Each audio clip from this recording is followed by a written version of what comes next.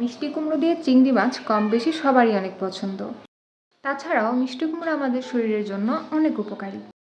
তো আসসালামু আলাইকুম এভরিওয়ান, কেমন আছেন সবাই? শৌখিন রান্নাঘরে আপনাদের সবাইকে স্বাগতম। আজকে আমি রান্না করব মিষ্টি কুমড়ো দিয়ে চিংড়ি মাছ। এখানে আমি কুমড়ো আর পেঁয়াজ মরিচগুলো কেটে নিয়েছি। চিংড়ি মাছগুলো আমি আগেই ধুয়ে রেখেছিলাম। এবার গরম তেলে পেঁয়াজ মরিচগুলো ভেজে নেব। পেঁয়াজ মরিচগুলো কিছুটা ভাজা ভাজা হয়ে গেলে এর মধ্যে দিয়ে দিব চিংড়ি মাছগুলো, যেন পেঁয়াজ মরিচের সাথে চিংড়িগুলো ভালোভাবে ভাজা হয়ে যায়। বাদামি রং আসা পর্যন্ত ভালোভাবে ভেজে নেব। এরপর দিয়ে দিব সামান্য একটু হলুদের গুঁড়ো। এবার কেটে রাখা কুমড়োগুলো দিয়ে দিচ্ছি।